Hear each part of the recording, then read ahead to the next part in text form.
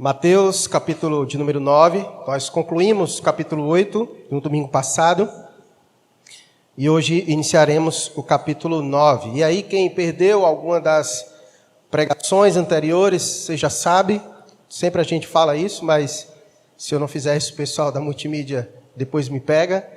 Vocês vão lá, confiram lá no canal de nossa igreja, vejam as outras mensagens, todas elas estão lá gravadas, bem editadas, para que você possa novamente ir lá consultar, assistir, se de repente você perdeu alguma, para que você possa acompanhar toda a exposição desse maravilhoso evangelho, que é o evangelho de Mateus, que há 10 meses nós estamos aqui nesta luta maravilhosa de meditar capítulo por capítulo, verso por verso, e tirarmos aplicações e ensinos tão preciosos para a nossa vida. Mateus capítulo 9, verso 1 ao verso de número 8. Todos encontraram? Vamos ler. Entrando Jesus num barco, passou para o outro lado e foi para a sua própria cidade. E eis que lhe trouxeram um paralítico, deitado no leito. Vendo-lhes a fé, Jesus disse ao paralítico: tem bom ânimo, filho, estão perdoados os teus pecados. Mas alguns escribas diziam consigo: este blasfema. Jesus, porém, conhecendo-lhes os pensamentos, disse: por que cogitais o mal no vosso coração? Pois qual é mais fácil, dizer: estão perdoados os teus pecados, ou dizer: levanta-te e anda? Ora, para que saibais que o Filho do Homem tem sobre a terra autoridade para perdoar pecados, disse então ao paralítico: levanta-te, toma o teu leito e vai para a tua casa. E levantando-se, partiu para a sua casa. E vendo isto, as multidões, possuídas de temor, glorificaram a Deus, que dera tal autoridade aos homens. Vamos orar mais uma vez. Deus querido, nós nos maravilhamos em Tua presença e por isso nós oramos constantemente, porque não há presença e não há lugar melhor de estarmos do que em Tua companhia, em Tua presença. Entendemos, ó Deus, que somos pecadores, carentes da Tua graça e da iluminação do Teu Santo Espírito. Pai, vem sobre nós, sobre esta igreja nesta noite. Derrama, Deus, do Teu Espírito, nos dando iluminação, para que possamos compreender as verdades que, embora características temporais, mas também atemporais, divinas, transcendentes, que elas impactem, ó Deus, as nossas vidas e revelem o Deus da glória nesta noite. Abençoa, Deus, todos quantos também nos assistem pela internet neste momento. Derrama graça, Deus, sobre a vida desses irmãos. Muito obrigado, ó Deus, pelo privilégio que o Senhor nos dá de sairmos de nossas casas e vir a este lugar para cultuar ao Senhor. Que neste momento o Senhor fale conosco, pois acreditamos que é por meio das Escrituras que o Senhor dirige e governa a Tua igreja e as nossas vidas. Não permita, ó Deus, com que nossa mente vá para outros lugares, mas que o Senhor nos ajude a estarmos atentos, lidando com o cansaço, com o sono, com as distrações, que haja interesse em nós, Senhor, em ouvir o Senhor falar à Tua congregação, ao Teu povo. Abençoa, Deus, todos nós nesta noite, pois é assim que nós oramos ao Senhor. No nome de Cristo Jesus. Amém. Nós concluímos o sermão passado, capítulo 8, Jesus tendo aquele encontro impactante na região de Gadara. Nós vimos no domingo passado como foi impactante a chegada de Jesus naquela região, onde de cara Jesus teve que lidar com 2 endemoniados que haviam sido expulsos da sua comunidade, homens que haviam perdido todo o seu aspecto de sociabilidade, homens que haviam sido aprisionados por demônios e que viviam sob o governo de espíritos malignos. E nós vimos como foi esse encontro, onde Jesus foi àquele lugar e libertou a vida daqueles homens, dando uma vida nova, uma perspectiva de vida nova para aqueles homens. E também nós vimos o quão triste foi a recepção daquela cidade. Ao mesmo tempo em que Jesus realizara um milagre tão espetacular na vida daqueles homens, trazendo uma nova perspectiva de vida para aqueles dois, ao mesmo tempo nós nos entristecemos em ver como foi que as outras pessoas da cidade reagiram à pessoa de Jesus, mandando Jesus embora. E nós vimos o quanto aquelas pessoas estavam muito mais preocupadas com as coisas, com os bens, do que com a vida de outras pessoas. E aprendemos no domingo passado um dos pontos maravilhosos sobre a missão de Jesus. Jesus veio para isso, para salvar, para encontrar os pecadores, os perdidos. E não existe estado de perdição que o homem se encontre, que Jesus não seja capaz de restaurar, de fazer uma vida nova, pois, como diz as Escrituras, aquele que está em Cristo, nova criatura é. E assim nós vimos no relato na vida desses dois homens. E o texto, então, no capítulo 9, ele diz que entrando Jesus num barco, e aqui não se sabe ao ponto, ao certo, os evangelhos nem sempre eles propõem a fazer uma narrativa cronológica sobre os eventos, onde Jesus está aqui, de repente vai ali, em sua ordem cronológica de eventos. Nem sempre os textos bíblicos apresentam isso.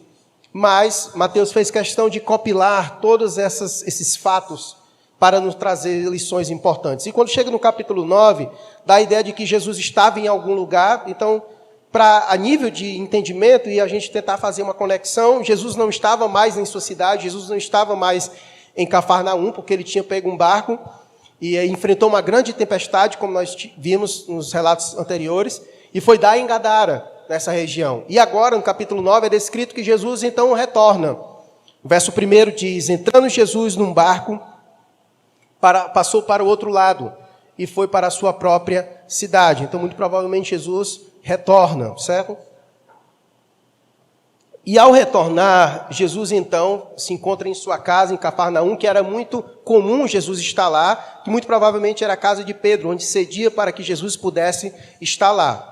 E o relato de Marcos, ele traz muita luz e muita informação acerca deste relato. Uma lição que eu trago para você e um ensino é que todas as histórias que estão inseridas nos 3 evangelhos, tanto em Marcos quanto em Lucas e Mateus, vale a pena você conferir, certo? Porque traz muitas outras informações que traz luz aos textos. E esse é um dos, tá? O Evangelho de Marcos traz muita luz a essa história da cura do paralítico em Cafarnaum, ok? Então, capítulo 1, Jesus se encontra lá em Cafarnaum, em sua casa, e o texto de Marcos vai dizer que uma multidão afluía para a casa onde Jesus se encontrava. E lá Jesus pregava, lá Jesus estava ensinando as pessoas acerca da palavra de Deus. Quando, de repente, diante da multidão, chega então esse caso do paralítico em Cafarnaum, certo? O texto de Marcos vai dizer que esse homem chega acompanhado por 4 homens, certo? Que é aquela história que todos nós conhecemos, que eles abrem o telhado e o paralítico desce aonde Jesus se encontra, para que Jesus então possa realizar o milagre, a obra na vida deste homem. Mateus aqui ele já oculta esse relato, porque Mateus tem outras pretensões. Mateus quer ensinar outras coisas. Contudo, eu não poderia deixar passar este ponto, porque quando nós chegamos no verso 2, é descrito a seguinte coisa: eis que lhe trouxeram um paralítico deitado no leito. Então você percebe que pessoas fizeram isso, e Marcos vai dizer que são exatamente 4 pessoas que fazem isso. E Jesus então vai dizer no versículo 2, que vendo-lhes a fé, Jesus disse ao paralítico: tem bom ânimo, filho, estão perdoados os teus pecados. Nós não poderíamos deixar passar essa oportunidade para falarmos sobre isso, embora Marcos detalhe muito mais do que Mateus, mas vale a pena a gente considerar isso, certo? Porque o verso 2 vai dizer que aquilo que Jesus realiza na vida daquele homem é decorrente aquilo que Jesus vê, não só no paralítico, mas também naqueles que levaram o paralítico à pessoa de Jesus. Quando a gente chega em Marcos, a gente vê como aquelas pessoas estavam realmente dedicadas em levar o paralítico à presença de Jesus. Porque em Marcos é descrito que quando eles chegam na casa, a casa estava lotada, de maneira que já não havia mais lugar para ninguém ficar. E esses homens não desistem. Eles não desistem de conduzir o paralítico à presença de Jesus. Eles bolam um plano, eles pensam em subir no eirado, abriu o eirado para descer o paralítico, para que de fato aquele homem pudesse ter um encontro com Jesus. E Jesus fica impressionado, e essa é uma das poucas vezes onde Jesus fica impressionado até o presente momento. Desde que nós começamos o capítulo 8, é descrito que Jesus ficou impressionado com a fé do centurião, e agora, de maneira também brilhante, Jesus fica impressionado com isso, com a fé que eles tinham, ou seja, a disposição que havia em seus corações de olhar para Jesus, reconhecer quem era Jesus e aquilo que Jesus poderia fazer na vida daquele homem. De maneira que quando Jesus vê isso, a fé, Jesus olha a fé, e isso é importante dizer, certo? Que a fé ela pode ser expressa em ações, certo? Porque Tiago já vai dizer que uma fé sem ação ela é morta, né? E aqui Jesus percebe claramente uma fé viva nesses homens, e Jesus enaltece essa fé, e com base naquilo que ele vê nesses homens, Jesus então opera e realiza um milagre na vida deste homem. Então, um ponto que eu quero destacar nesta noite, eu não poderia deixar passar, é exatamente isso. Deus nos fez seres sociáveis. É característico nosso. Nós fomos feitos para nos relacionarmos. Porque o nosso Deus é um Deus trino. Ele é Pai, Ele é Filho, Ele é Espírito Santo. E eles sempre viveram em plena harmonia. E Deus fez o homem à sua imagem e à sua semelhança, para que o homem também pudesse desfrutar de relação não só com Deus, mas também com o seu semelhante. E por isso que nós sentimos necessidade intrínseca a nosso ser de nos relacionarmos com outras pessoas. Tanto é que quando nós somos privados disso, e a pandemia nos diga, muitos de nós ficamos adoentados porque nós somos privados de nos relacionarmos com outras pessoas. Porque Deus nos fez para nos relacionarmos com outras pessoas. Quando alguém está doente, geralmente, principalmente com problemas, seja ansiedade, depressão, muitos problemas que o isolam, o seu isolamento, em muitos aspectos, é prejudicial, porque ele deixa de se relacionar com as pessoas. Mas o que eu quero dizer para você é que Deus nos fez assim, mas, apesar e diante dessa necessidade que nós temos de nos relacionarmos, é extremamente importante nós cuidarmos e sondarmos os tipos de relações que nós temos. Porque o pecado, ele afetou as nossas relações. E, portanto, as nossas relações podem ser saudáveis ou muito problemáticas para nós. E esse texto é a prova de que quão bom e positivo é boas amizades em nossas vidas. Aquilo que Jesus realizara na vida deste homem, Jesus realizara por causa do empenho da vida destes 4 homens que se dedicaram em levar aquele homem à presença de Jesus. E aqui eu vou dizer uma coisa para você. As melhores companhias que nós podemos ter em nossa vida são aquelas que nos levam para mais perto de Jesus. E eu vou dizer para você nunca esquecer isso. As melhores companhias e as melhores amizades que nós podemos ter são aquelas que nos levam para mais perto de Jesus. Nós vivemos em um contexto de mundo. E se nós não cuidarmos, nós seremos engodados por amizades que nos afastam da presença de Jesus. Como já diz as Escrituras, as más amizades corrompem os bons costumes. As más amizades corrompem os bons costumes. Assim como más amizades têm a capacidade de nos afastar da presença de Cristo, boas amizades também têm a capacidade de nos aproximar de Cristo. Então seja criterioso. Não porque você se acha muita coisa, mas porque você entende a importância de um pecador como você, de ter pessoas que lhe ajudem na caminhada e que lhe aproximem da pessoa de Jesus. Pessoas como essas, que não mediram esforços, que diante da situação não abandonou aquele a quem eles tinham interesse de prestar uma boa ação. Era seu amigo, era seu companheiro, e eles tinham muito interesse de conduzi-lo à presença de Cristo. Não foi a multidão que os impediu. Eles continuaram na jornada de enfrentar a multidão, de conduzir o seu amigo ao eirado, de descer na presença de Jesus, porque queriam muito que o seu amigo estivesse na presença de Jesus. Portanto, cuide das suas amizades, cuide das suas companhias. Isso é muito importante. Más amizades podem nos afastar de Cristo e boas amizades podem nos aproximar de Cristo. Seja criterioso, faça boas escolhas, escolha as pessoas certas para estar diante de você. Mas não somente isso, seja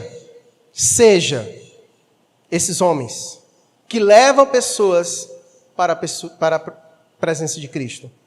Não somente deseje pessoas que lhe conduzam para mais perto de Cristo, mas seja o tipo de pessoa que também leva outras pessoas para a presença de Jesus. Seja usado por Deus para essa finalidade. Porque tanto as pessoas que se relacionam com você serão abençoadas por ter você na vida delas, como alguém que as aproxima de Jesus, como também você será abençoado pela vida delas, por pessoas que lhe aproximam de Jesus, que lhe levam para mais perto de Jesus. E se tem um lugar bom para a gente se relacionar dessa maneira, esse lugar se chama igreja. Igreja é um lugar saudável e maravilhoso para que nós possamos construir os nossos laços. Aqui é um lugar muito adequado. Eu não estou dizendo que você não possa ou não deva ter amizades fora, não é isso. Mas você deve ter um crivo. E é muito estranho quando crentes desenvolvem muito mais amizades e mais profundas com pessoas que são descrentes do que com crentes. Porque, inclusive, a Bíblia nos alerta muito, Paulo, quando escreve à igreja de Corinto, sobre o jugo desigual, sobre a relação de crentes com descrentes. Isso é muito prejudicial e nós precisamos ser muito criteriosos e cuidadosos.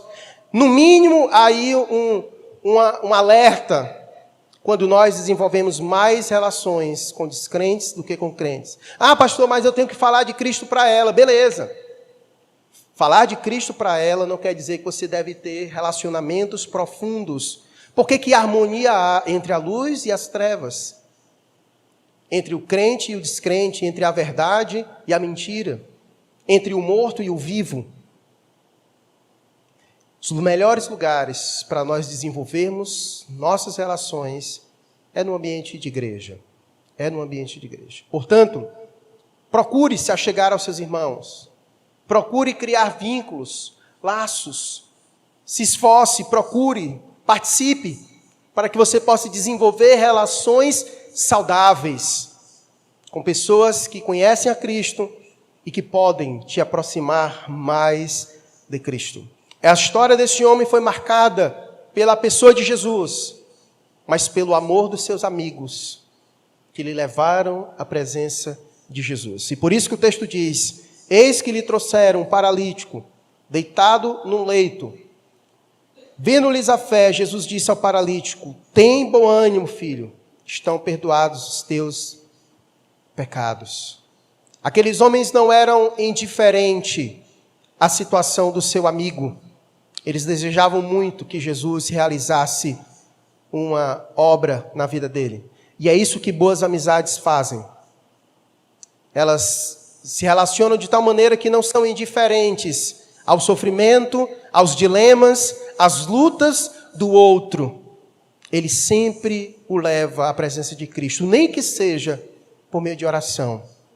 Mas ele tem um interesse de que Deus entre com providência na vida do seu amigo. Quantos de nós poderiam testemunhar que nós somos abençoados por amigos que, nos momentos mais difíceis, nos aproximam de Cristo? Que estão sempre com uma palavra para nos direcionar à presença de Jesus.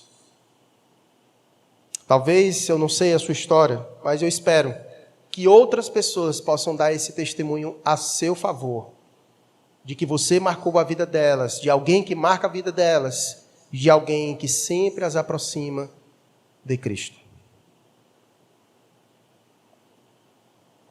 Então, diante disso, versículo 2, diante desta ação destes que levaram o seu companheiro, e aqui não sabemos o nível de relação que eles tinham, mas foi suficiente para que Jesus pudesse observar e ver a fé que eles tinham. Versículo 2 diz que, vendo-lhes a fé, Jesus disse ao paralítico: tem bom ânimo. Jesus estava para realizar algo na vida daquele homem. E Jesus então prepara o terreno, dizendo àquele homem: tem bom ânimo, filho.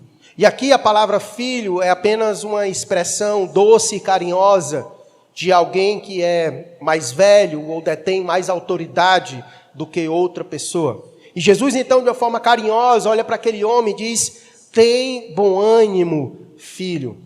E Jesus então dá a sentença para aquele homem diante daquele episódio, diante dele: estão perdoados os teus pecados. Eu fico a imaginar a reação, o texto vai descrever a reação de outros, os escribas, no versículo 3, né?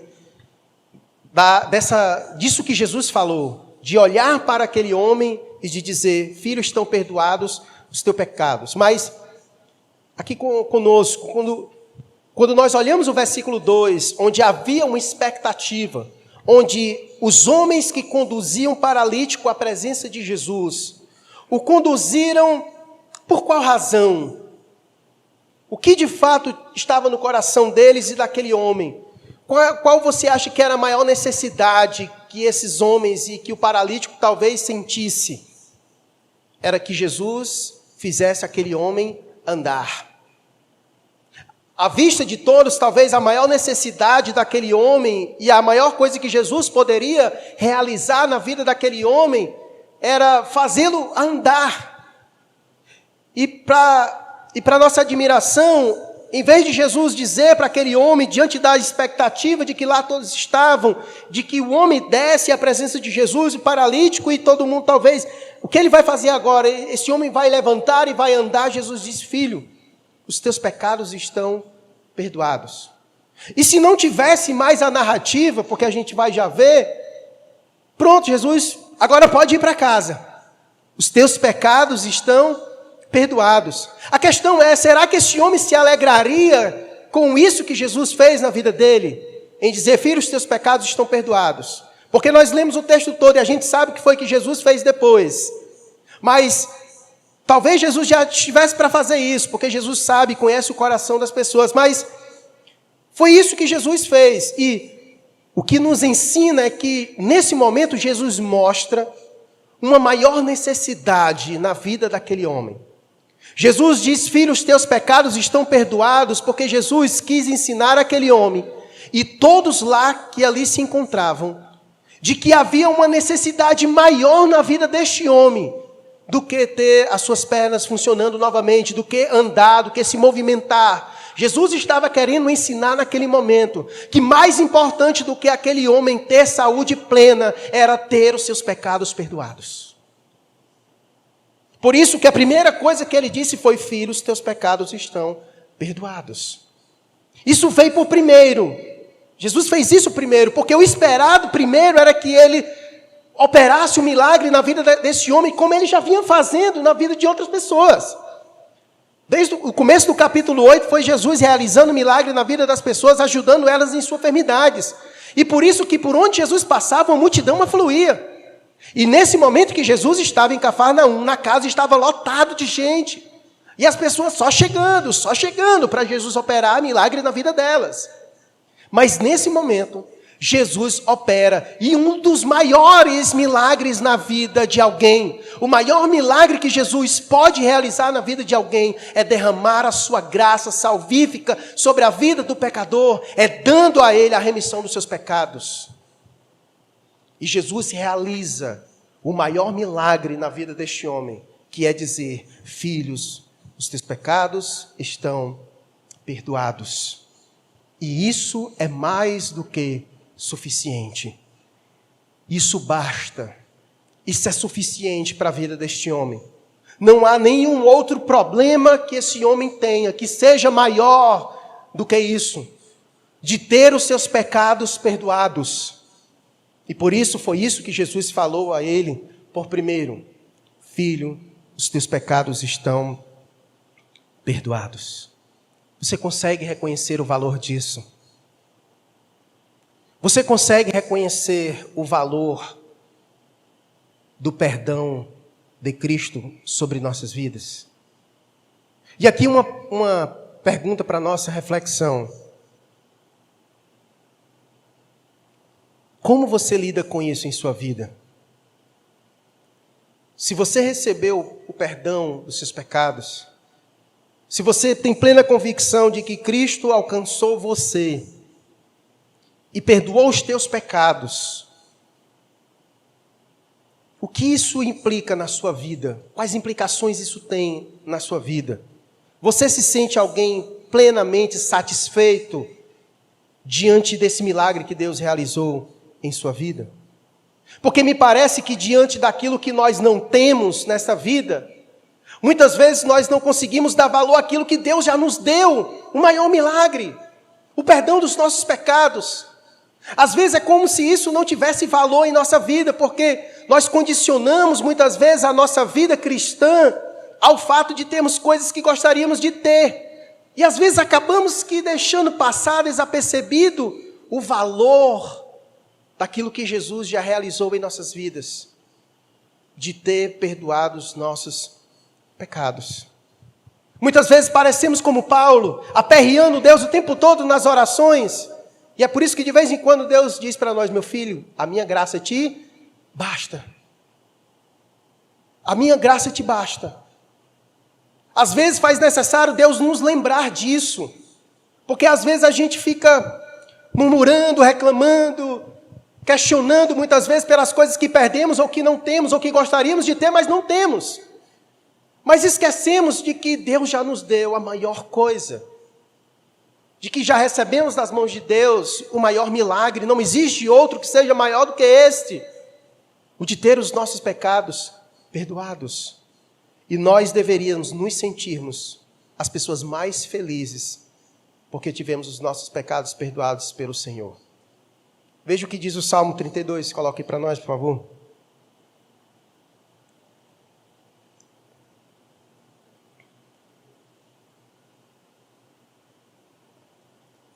Olha o que diz o Salmo 32, verso 1 e 2.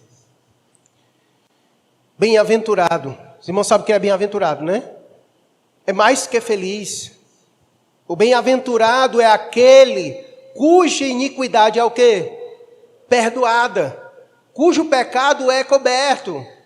Bem-aventurado o homem a quem o Senhor não atribui iniquidade, em cujo espírito não há dolo. Mais do que feliz, feliz é aquele que tem os seus pecados perdoados. Era motivo de alegria naquela noite, naquele dia, naquele momento, em que Jesus encontra com este homem. Era motivo de grande alegria, porque as Escrituras dizem isso, que feliz, bem-aventurado é o homem que tem os seus pecados perdoados pelo Senhor. Motivo de grande alegria. E por isso que Jesus, naquele momento, quer proporcionar àquele homem a maior alegria de todas, que é ter os seus pecados perdoados. Isso é importante. E essa é uma lição preciosa que Jesus quer nos ensinar. De que a maior necessidade nossa nesta terra é de ter os nossos pecados perdoados. Como disse Jesus nos evangelhos, a gente já viu isso aqui no Sermão do Monte, quando ele usa uma hipérbole, é claro, mas ele faz isso para que a gente pudesse compreender, quando ele diz: se o teu olho direito pecar, arranca fora, não foi isso que ele disse? Se a tua mão te faz pecar, corta. Ele usou um hipérbole, um exagero, para que a gente pudesse compreender o valor de ter os nossos pecados perdoados. Que é melhor a gente estar mutilado fisicamente aqui do que viver em pecado. Que adianta nós termos todo o nosso corpo perfeito, mas ainda assim não ter os nossos pecados perdoados. E no final, nós sermos lançados por inteiros no lugar de perdição, no lugar de choro e de ranger de dentes. O que adianta? O que Jesus está querendo ensinar neste momento, que mais importante do que a nossa condição física é a nossa condição espiritual. Isso aqui também é uma lição preciosa para os nossos dias. Porque nós vivemos em tempos onde a estética tem encontrado um lugar indevido em nossas vidas. Nós vivemos em uma geração que tem uma super preocupação com a sua estética, com o seu corpo, com o seu bem-estar. E eu não quero dizer que nós não devemos ter cuidado com o nosso corpo, com o nosso bem-estar. Mas devemos ter mais ainda com o nosso espírito. Que adianta nós investirmos todos os nossos recursos, todo o nosso esforço, toda a nossa dedicação para termos um corpo, para ter uma estética melhor, quando a nossa alma é podre? Que adianta usarmos os perfumes mais caros, os cremes mais caros, irmos para as academias, para os crossfit, para tudo do mundo, ter o nosso corpo perfeito, sarado, maravilhoso, lindo, mas a nossa alma ser um desastre, ser algo horrível na presença de Deus, marcada pelo pecado. Nós vivemos em uma sociedade onde prega exatamente isso. Porque nós vivemos em uma sociedade que vive pelo que se vê. Vivemos em uma sociedade que vive pela aparência. E por isso que Jesus, no Sermão do Monte, condenou drasticamente. Quando ele olhava para os líderes religiosos, para os fariseus e dizia: vocês são sepulcros caiados, lindos por fora, mas podres por dentro. Mas podres por dentro. Nós precisamos cuidar mais do nosso espírito. Por isso que quando Paulo escreve a Timóteo, ele vai dizer que o exercício físico para pouco é proveitoso comparado à piedade. Isso é o que nós precisamos cuidar. Nós nunca podemos inverter. Nunca podemos inverter. O Senhor está muito mais preocupado com o nosso espírito. Com o nosso espírito. Devemos cuidar do nosso corpo, mas jamais devemos negligenciar o nosso espírito. Cuide dos dois. Cuide dos dois. E é isso que Jesus quer ensinar neste momento. A atenção que ele dá a isso. Por isso, naquele momento, a primeira coisa que Jesus diz para esse homem é: filho, os teus pecados estão perdoados. Os teus pecados estão perdoados. Versículo 3 vai dizer a seguinte coisa: mas alguns escribas diziam consigo: este blasfema. Jesus, porém, conhecendo-lhe os pensamentos, disse: por que cogitais o mal em vosso coração? E aqui alguns ensinos que nós aprendemos de Cristo. Perceba, no versículo 2, Jesus já presenciou algo interessante. O que foi que Jesus conseguiu ver naqueles homens que lá chegaram? Jesus viu fé naqueles homens. E agora o que foi que Jesus viu? Jesus viu incredulidade. Jesus viu um coração obstinado a rejeitá-lo. E aqui é uma lição preciosa que nós precisamos saber de Jesus. Lembre-se que Mateus está apresentando o Senhor da toda autoridade. E aqui é importante nós aprendermos algumas coisas sobre Jesus. Jesus não somente é onipotente, poderoso para fazer infinitamente mais do que pedimos e pensamos, mas Jesus também é o único que é onisciente, é aquele que sabe exatamente sobre todas as coisas. Quando aqueles homens chegaram, descendo seu amigo pelo eirado, Jesus viu a fé deles. Mas é o mesmo Jesus que viu a fé no coração deles, Jesus também viu uma incredulidade no coração daqueles outros. E aqui é uma lição preciosa: nada foge dos olhos de Cristo Jesus. Cristo tudo vê e tudo sabe, inclusive como você lida com a verdade e a certeza de que nesse momento Jesus sabe exatamente o que está passando em seu coração e em sua mente. Não existe nada que esteja em oculto diante de Jesus. Coloca um texto aí para nós de Hebreus, capítulo 4, verso 12 e 13.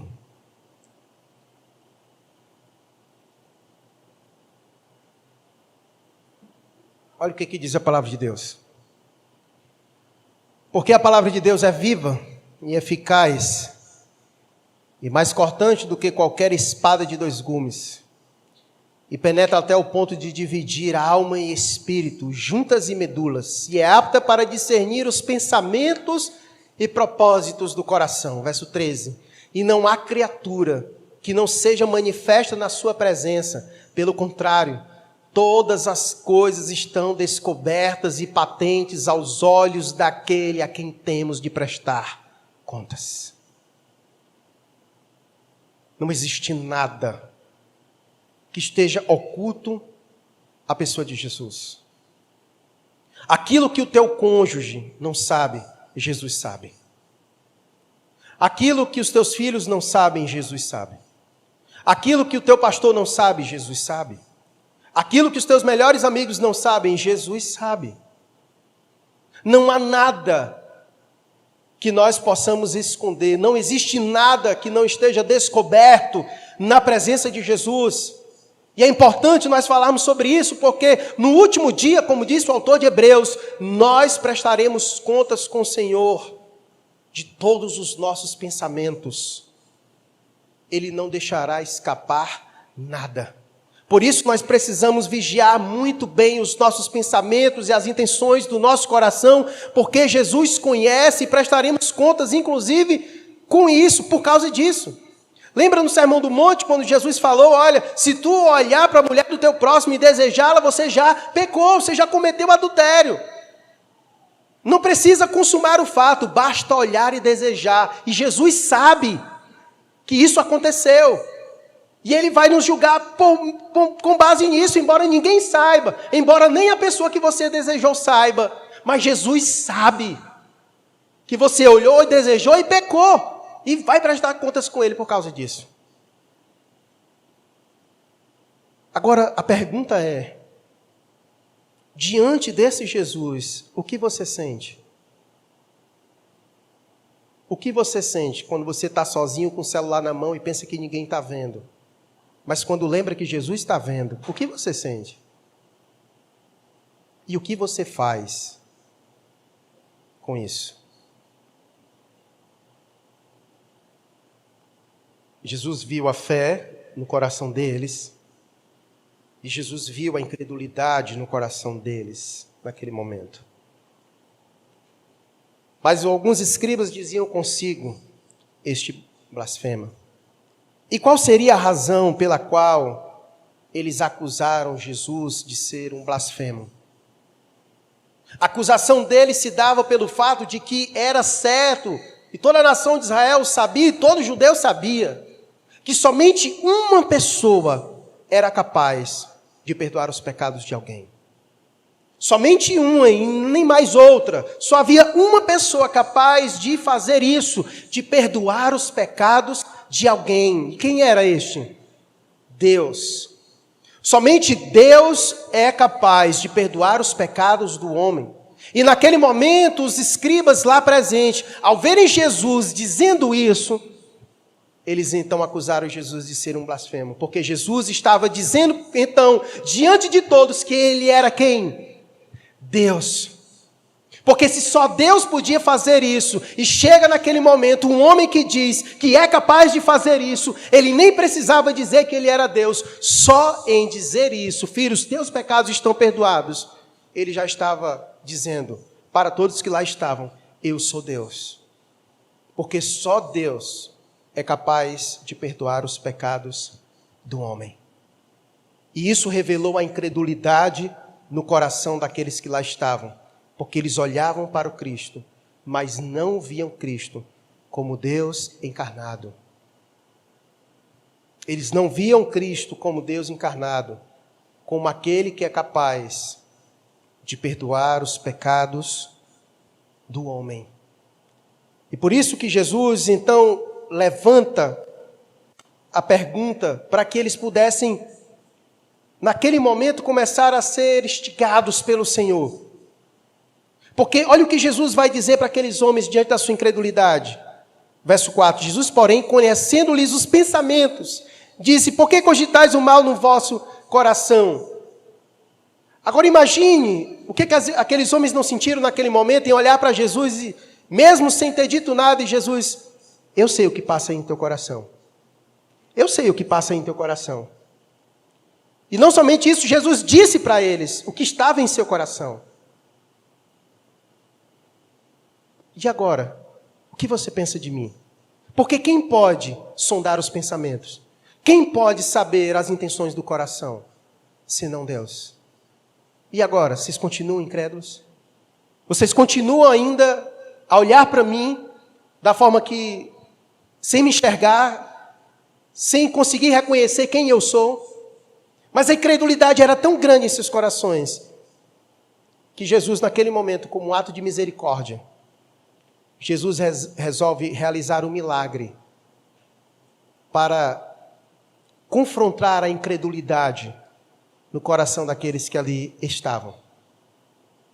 E o que Jesus faz então é a seguinte coisa. Verso 5. Qual é o mais fácil? Dizer, estão perdoados os teus pecados, ou dizer, levanta-te e anda?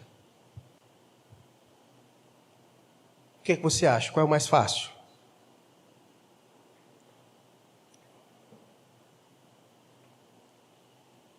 Duas coisas aqui precisam ser ditas.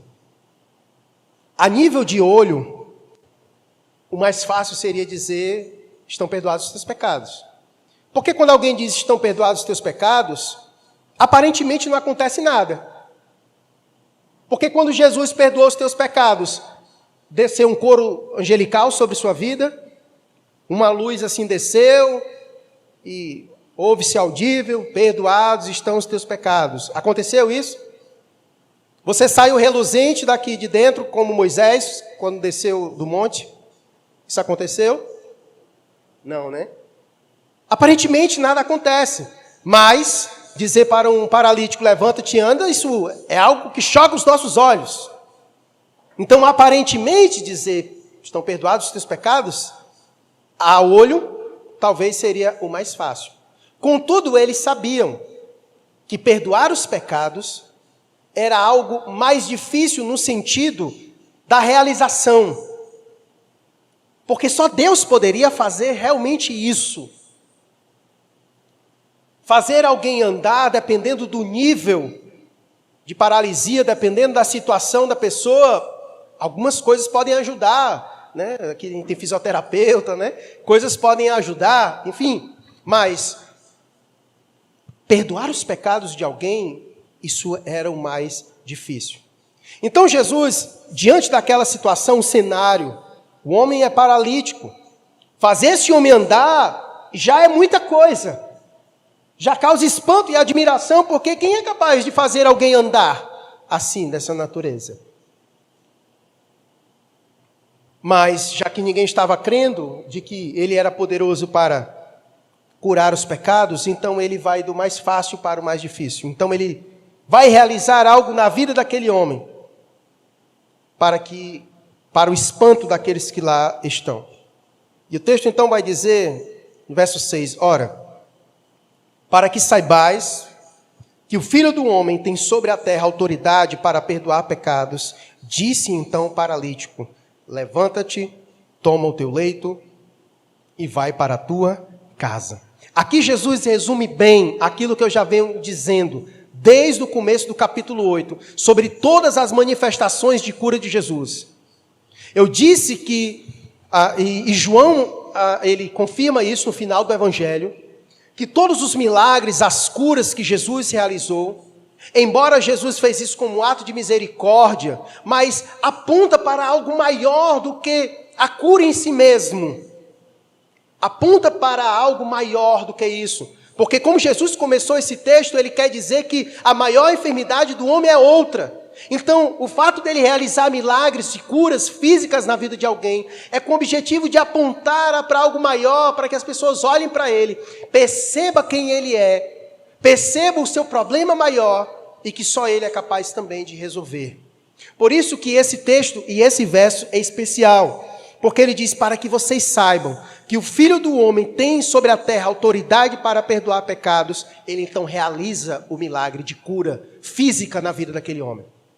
Eu vou realizar um milagre de cunho físico na vida dele, para que vocês entendam outra coisa que é maior do que isso, de que eu tenho autoridade para curar algo maior do que isso, que são os seus pecados. Que é para que vocês olhem para mim e reconheçam que eu sou Deus, pois só Deus pode perdoar os pecados do homem. Então as curas, os milagres e as realizações de Jesus tinham o objetivo, revelar quem Ele é. Por isso que João, no final do seu evangelho, diz isso, que Jesus fez todas essas coisas para que creiam em seu nome e tenham vida eterna. E tenha vida eterna. O objetivo é esse. E esse verso, ele resume exatamente isso. E por isso ele disse para aquele homem, levanta-te, toma o teu leito e vai para a tua casa. E o versículo 7 diz, e levantando-se, partiu para a sua casa. E vendo isto, as multidões possuídas de temor, glorificaram a Deus que dera tal autoridade aos homens. E é interessante como é descrito o relato. A incredulidade ainda é muito presente na vida deles, de tal maneira que eles olham para Jesus e não conseguem entender como foi que Deus deu autoridade para um homem comum realizar isso. Mas Jesus não era um simples homem. Ele é o Filho do homem, como nós já vimos. Ele é o próprio Deus, o único capaz de realizar tais coisas. O único capaz de realizar tais coisas. Mas Jesus conseguiu o que ele queria, causar espanto, temor e admiração diante daquilo que ele realizou. Por isso o verso 8 diz que, vendo isto, as multidões, possuídas de temor, glorificaram a Deus. Diante de um Deus como esse, que nesse momento está aqui, e que está sondando o seu coração e o seu pensamento, o que você sente? Eles sentiram temor. Eles sentiram temor. Agora entenda, o verdadeiro temor, produzido pelo conhecimento verdadeiro de Deus, deve nos levar ao louvor e adoração de Deus. O temor que foi produzido em seus corações, por mais que ali ficou revelado que Jesus estava lá, sondando o coração deles e os seus pensamentos, sabendo que ele era capaz então de julgá-los pelo pensamento e pelo coração, o temor que eles tiveram não foi um temor de medo e pavor, mas um temor de admiração e de glorificá-lo, de louvá-lo, de louvá-lo.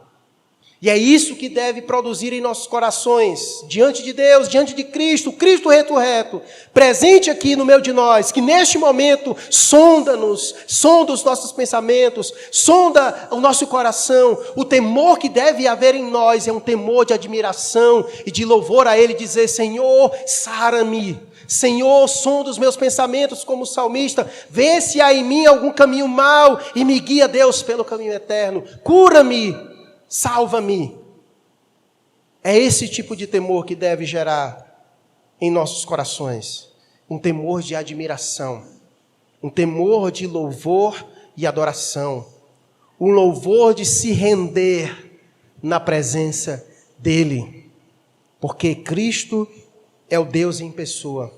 O único capaz de sondar os nossos pensamentos e de sondar os nossos corações. E eu quero caminhar para o fim, trazendo mais uma vez a mensagem principal dessa perícope. É que Jesus é o único capaz de perdoar os nossos pecados. Não existe nada, irmãos, que seja maior do que isso. Talvez você veio hoje aqui como paralítico, enfermo de muitas coisas. E aqui nós poderíamos usar essa paralisia como uma metáfora para a nossa própria vida. Muitas vezes estamos acometidos de outras enfermidades que são verdadeiras paralisias, nos paralisaram em diversas áreas de nossa vida, seja lá quais forem. E talvez a sua vinda aqui, ou a sua constante ida a Deus em oração, seja para que o Senhor te ajude diante disso. Mas pode ser que Deus não queira remover isso. Talvez o Senhor não queira promover isso em sua vida. Pode ser que seja esse o instrumento que Deus está usando para deixar você sempre pertinho dele. Pode ser que seja. Mas o que eu quero que você saia daqui hoje é com a alegria que o salmista, o Salmo 32, disse que há para nós. Que feliz, bem-aventurado são aqueles que têm os seus pecados perdoados. Isso é suficiente para você ser feliz e alegre. A despeito daquilo que você não tem. A despeito daquilo que você gostaria que o Senhor fizesse em tua vida e talvez Ele não fez e nem vai fazer. Mas o fato dele ter perdoado os teus pecados é razão suficiente para que você seja um bem-aventurado, porque a palavra de Deus diz. Porque não existe maior milagre, não existe milagre maior do que este, de ter os nossos pecados perdoados. Inclusive tem uma música que a gente canta aqui na igreja, né? Que é Maravilhosa Graça, né? A gente fala sobre isso, né? Que é um louvor maravilhoso, que vai explicar exatamente isso, que o maior milagre o Senhor já fez em nossa vida, que foi exatamente esse, de perdoar os nossos pecados. Por isso, se você veio aqui nesta noite e ainda não passou por isso, não passou ainda pelo momento de estar com Cristo, de ter os seus pecados perdoados por Ele, esta é a noite. A palavra de Deus diz em 1 João, capítulo 1, verso 9, que se nós confessarmos os nossos pecados, Ele é fiel e justo para nos perdoar e nos purificar. E não adianta esconder, porque como nós vimos nesta noite, Ele é aquele que sonda os nossos corações e os nossos pensamentos. Não há para onde correr. Só há um lugar que você deve ir, aos pés da cruz. Porque lá tem perdão para mim e perdão para você. É o peregrino que quando chega diante da cruz, deixa a sua sacola pesada. Só lá na cruz há perdão para mim e para você. Em nenhum outro lugar você vai encontrar isso, a não ser na pessoa de Jesus.